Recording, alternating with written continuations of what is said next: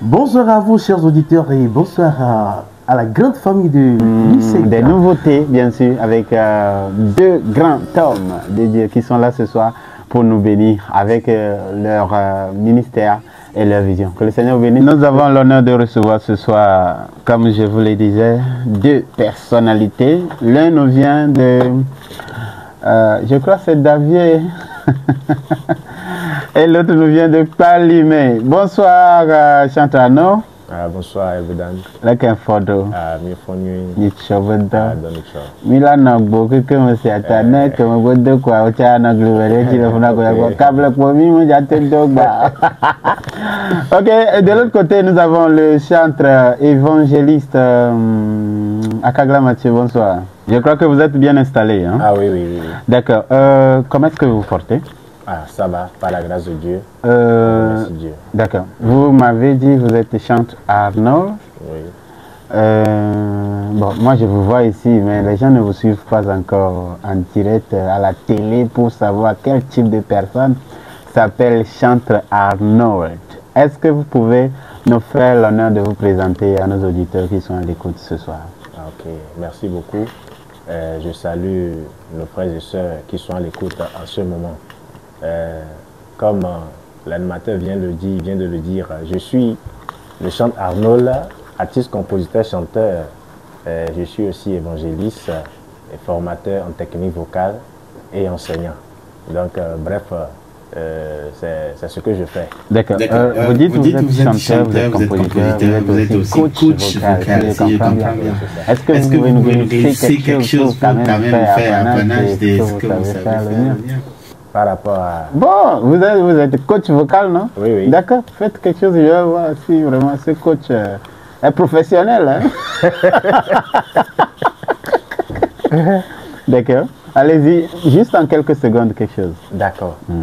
Ce n'est plus moi qui vis, alléluia. C'est Jésus qui vit en moi. Ce n'est plus moi qui vis, alléluia. C'est Jésus qui vit en moi.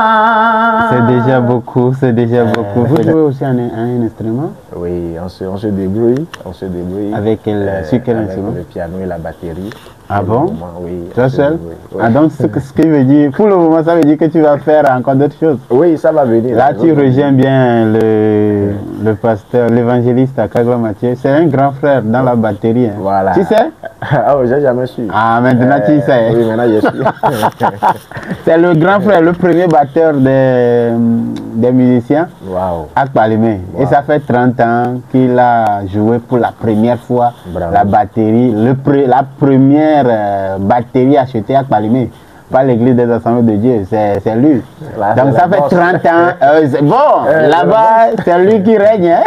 Ah, ça c'est très bien. D'accord. Donc, vous êtes évangéliste également? Oui, je suis évangéliste. Évangéliste, qu'est-ce que ça veut dire? Bon, quelqu'un qui propage la bonne nouvelle. D'accord. Quelqu'un qui va pour amener les âmes pour Christ. Vous avez reconnu l'appel sur votre vie ou bien, et vous l'exercez ou bien vous êtes formé pour ça? Bon, j'ai reçu l'appel. C'est l'appel parce que il y a des signes, des signes qui ont commencé par se faire voir. Okay. Et moi-même, je refusais, mais au finish, les frères et sœurs et autres, et aussi par les visions que le Seigneur me donnait. Donc c'est ça qui m'a poussé à pouvoir me faire former, parce que si quelque chose est en toi, il faut te faire former et avant de commencer par mieux le faire. D'accord. Donc je remercie Dieu pour ça. Donc vous vous êtes fait former? Oui, je me suis fait former. Et vous êtes pleinement dans le ministère ou bien? Bon, je suis dans le ministère. Okay. Parce que tout récemment, nous étions même à Europe pour la campagne d'évangélisation pour l'événement deuxième édition de Dimanche des médias. D'accord. À Glidji. Ok. D'accord. Glidji, hein? Oui, à Glidji. Glidji, c'est vraiment un coin très connu, hein, vraiment. Et le Seigneur. Mais est-ce qu'il y a toujours les comment on dit, vaudou ou les dvamea? Ça, on ne peut pas refuser. Mais on pouvait refuser, non? On ramasse tout et puis... Mais il faut aller étape par étape. Ouais. Gliddy, hein? Pour piétiner en même temps, il faut aller pas à pas. D'accord. Puis... Mais le but, quand même, c'est de faire abandonner cette adoration. Et à ne pas mentir, le Seigneur a œuvré. D'accord. Il y a des témoignages. Oui, hein? il y a des témoignages. Bon, après, on va parler de ça. Est-ce que c'est vous qui mettez votre talent au service de Dieu ou vous avez reconnu l'appel de Dieu sur votre vie d'exercer le ministère des chants?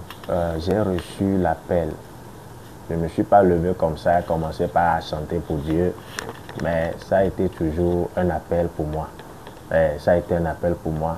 Et je me rappelle lorsque je fréquentais, même lorsque j'étais à l'extérieur, je fréquentais, et mes camarades me disaient, mon ami, toi tu as la voix comme ça. Et puis j'ai dit, non, non, c'est pas affaire de voix seulement.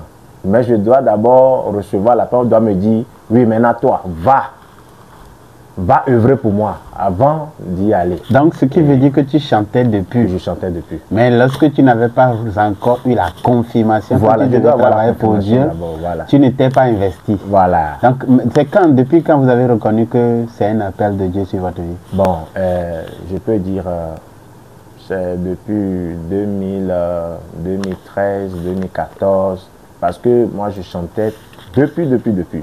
Je chantais depuis. Mais pour se consacrer pour l'œuvre de Dieu, c'est-à-dire bien chanter, faire le ministère, c'est à partir de 2013-2014 que je me suis dit, je vais me laisser à Dieu. Et le Seigneur Jésus aussi a commencé par m'utiliser comme cela se doit. D'accord. Quand vous dites que depuis 2014, qu'est-ce qui a été le point focal de cette consécration à l'appel de Dieu? Oui, nous étions à une convention,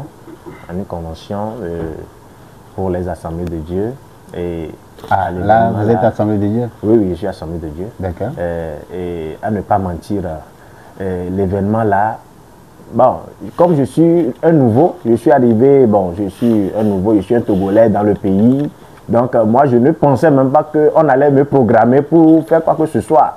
Mais j'ai constaté que lors de la louange, façon dont le Seigneur a commencé par œuvrer au travers de moi, c'est que ce n'est pas moi qui conduisais la louange, mais il me poussait vers le groupe de louange et d'adoration pour louer avec eux. Et bizarrement, les pasteurs qui étaient venus, ces pasteurs-là ont fait quoi? Ils m'ont tendu maintenant le micro que de chanter. À ne pas mentir, le jour-là a été, c'est-à-dire je sais pas quoi, du boom quoi, pour le Seigneur Jésus. Donc c'était pour vous un jour de révélation. Voilà. Et c'était à une convention. C'était à une convention. C'était à une convention. Et le jour-là, je ne faisais que pleurer. Je ne comprenais rien. Attends, on t'avait donné le micro pour pleurer ou bien pour chanter? Non, on m'a donné le micro pour chanter, mais tout juste après l'événement. Après avoir exécuté le chant. C'est que je sais pas si c'était l'émotion. Moi aussi, je me suis tenu devant ces gens-là pour conduire la louange, mais... Donc, c'était votre première fois? C'était ma première fois de faire un ministère. Public. Voilà. Okay. Sinon, bon, depuis des années, on chantait pour les touristes américains, tout ça là au Togo avec Maman Gbidji, paix à son âme.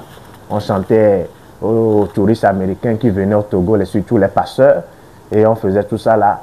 Et je fais un grand chapeau à Wizi Gbidji, l'enfant de la maman qui n'est plus. Bon, attends, la façon dont vous parlez, c'est comme si vous êtes...